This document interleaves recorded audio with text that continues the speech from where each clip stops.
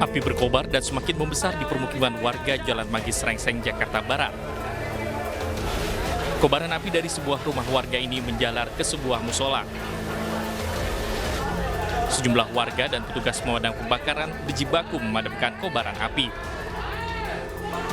Petugas kesulitan melakukan pemadaman karena sumber air yang sangat jauh berkisar 1 km lebih. Kebakaran ini berasal dari korsleting listrik mesin pendingin ruangan di salah satu rumah warga dan menjalar ke musola. Warga kami terkena musibah satu rumah tinggal dan satu musola Ar-Rahman. Untuk yang ditinggali kakak tiga kakak 10 jiwa. 10 jiwa. Untuk bangunan dua, yang satu musola dan satu rumah tinggal. Untuk sumber diduga konsleting di salah satu rumah tinggal dari AC.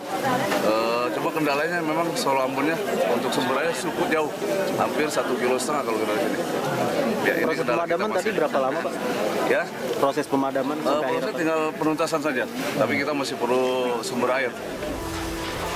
Tidak ada korban jiwa dalam insiden ini dan kobaran api berhasil dipadamkan setelah 14 unit mobil pemadam kebakaran Jakarta Barat dikerahkan ke lokasi. Dari Jakarta, Miftahul Gani, iNews melaporkan.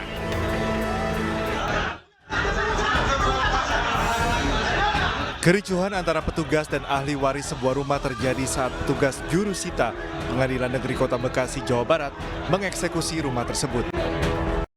Ratusan petugas gabungan dari Pengadilan Negeri, Kepolisian, TNI, dan Satpol PP Kota Bekasi dikerahkan untuk mengeksekusi rumah dan lahan seluas kurang lebih 5.000 meter persegi. Eksekusi rumah mendapat perlawanan dari pihak termohon dan ahli warisnya. Akibatnya, 2 orang diamankan petugas karena dianggap sebagai provokator.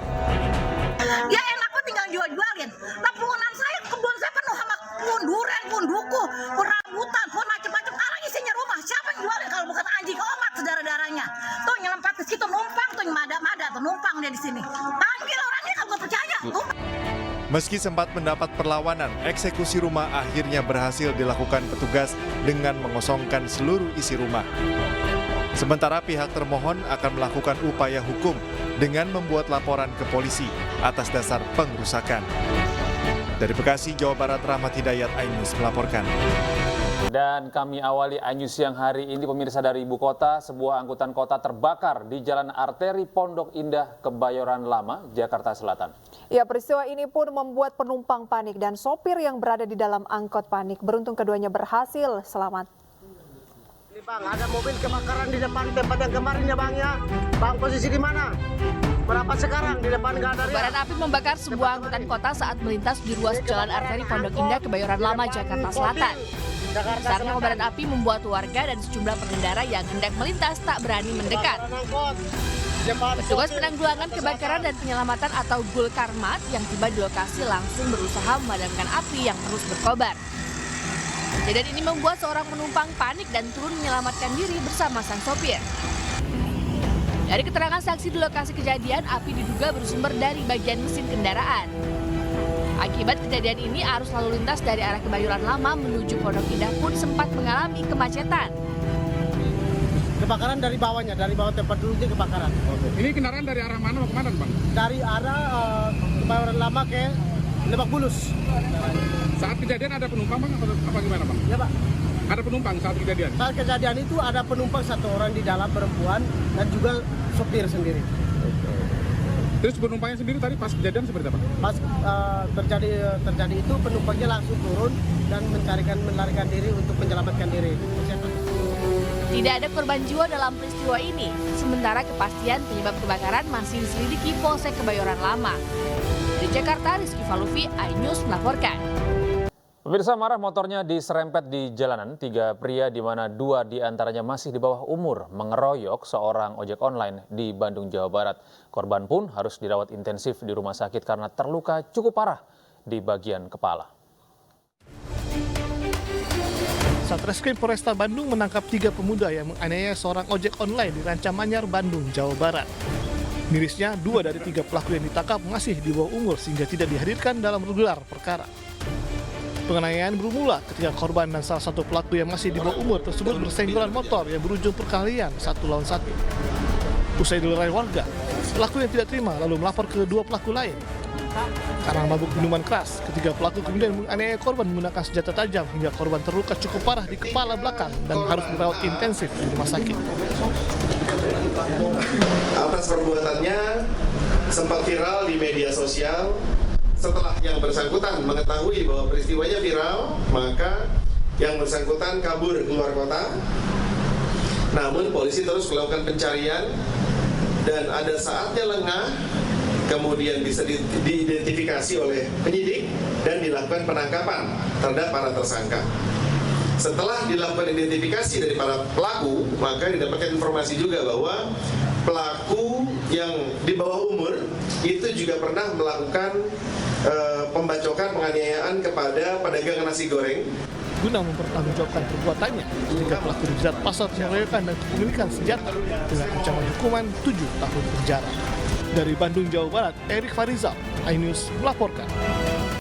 Sementara itu polisi kembali menggerebek praktik aborsi di sebuah apartemen kawasan Kelapa Gading, Jakarta Utara. Dari lokasi polisi amankan 2 pelaku dan temukan 3 janin serta sejumlah alat medis yang digunakan untuk praktik aborsi.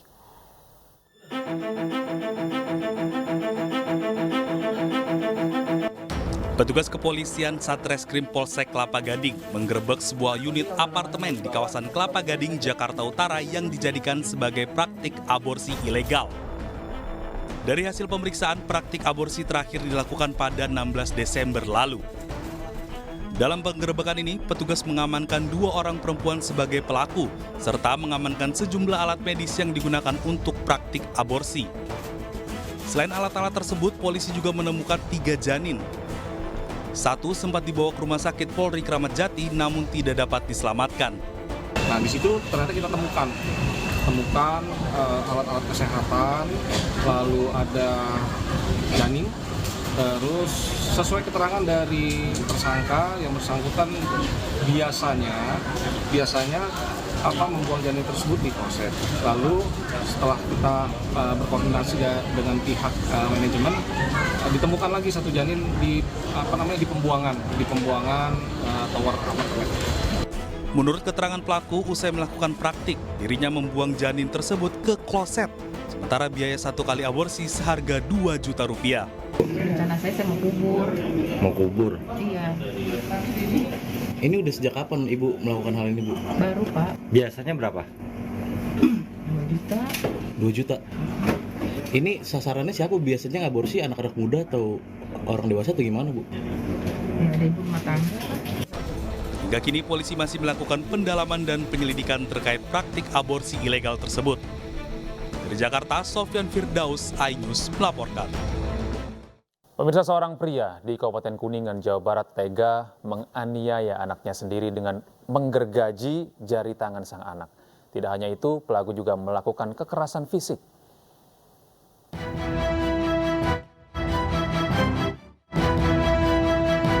AZ, perempuan yang masih duduk di bangku sekolah dasar kelas 5 ini masih menahan rasa sakit usai jari telunjuk kirinya digergaji ayah kandungnya sendiri. Korban yang merupakan warga Kabupaten Kuningan, Jawa Barat ini dianiaya oleh ayah kandungnya sendiri di dalam rumah. Bahkan sebelum digergaji, korban juga mengalami kekerasan fisik oleh ayahnya. Ibu korban yang mengetahui kejadian itu langsung melapor kepada pihak kepolisian Resor Kuningan. Pelaku TM ditangkap setelah kabur ke hutan usai menganiaya korban. Dari hasil pemeriksaan, pelaku menganiaya anaknya karena kesal. Jadi ayah kandungnya itu pada saat dimintai keterangan itu mengatakan bahwa dia emosi terhadap anaknya sendiri yang diduga anaknya ini melakukan sebuah tindakan yang tercela. Dalam hal ini adalah pencurian terhadap uang milik tetangganya, sehingga pada saat emosi dia melakukan kekerasan pada bagian kepala maupun pada bagian tangan yang dilakukan dengan cara menggunakan alat. Untuk mempertanggungjawabkan perbuatannya, pelaku mendekam di sel tahanan Mapolres Kuningan dan terancam hukuman penjara maksimal 5 tahun penjara. Dari Kuningan, Jawa Barat, Miftahudin, iNews melaporkan. Personil Polrestabes Bandung meringkus 2 pria yang menjual seorang anak kepada belasan pria dewasa. Korban adalah murid sekolah dasar yang dilaporkan hilang sejak 3 pekan lalu.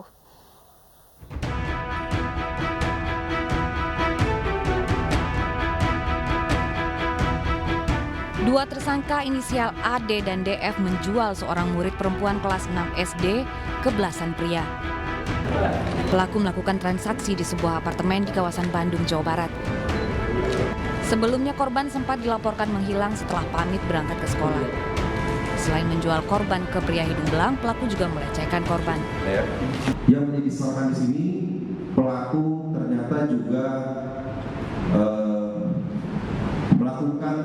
menawarkan korban melalui aplikasi online, chatting, ataupun aplikasi media sosial dating, dan ditawarkan kepada orang lain. Dan di sini untuk korban ternyata sudah dilakukan berhasil oleh pelaku, berhasil ditawarkan kepada orang-orang lain. Saat ini korban mendapat pendampingan dari Unit Perlindungan Perempuan dan Anak Satreskrim Polrestabes Bandung. Sementara tersangka terancam hukuman 20 tahun penjara. Dari Bandung, Jawa Barat, Jupita, iNews melaporkan. Pemirsa, untuk mengetahui informasi lebih lengkap, sudah bersama kami Kompol Akta Buwana Putra, Kasatreskrim Polrestabes Bandung. Selamat siang, Pak Akta. Selamat siang, Mas. Ya, Pak Akta bisa diceritakan sebenarnya kronologis kejadian ini seperti apa, Pak Akta? Jadi memang di awalnya kami pada tanggal 9 Desember itu mendapatkan laporan terkait adanya penculikan. Nah, kemudian itu diduga terjadinya dari tanggal 28 November 2023, kurang lebih seminggu, dan kami dalami, kita atensikan untuk segera dilaksanakan pengungkapan, dan setelah kami laksanakan pendalaman kurang lebih 3 minggu ini, didapatkan fakta bahwa anak tersebut tidak diculik, namun melarikan diri dengan keinginan sendirinya dari rumah. Gitu. Jadi bahwa di sini kasus penculikan itu tidak terjadi, dan bahkan terjadinya lari dari rumah dan bersama 2 laki-laki yang sudah dewasa yang kita tetapkan terjadi tersangka sekarang. Mereka akhirnya mengakui bahwa sudah terjadi tindak pidana perlindungan anak dan juga tindak pidana perdagangan orang. Oke, Pak Akta, bagaimana antara pelaku dengan korban ini bisa saling mengenal?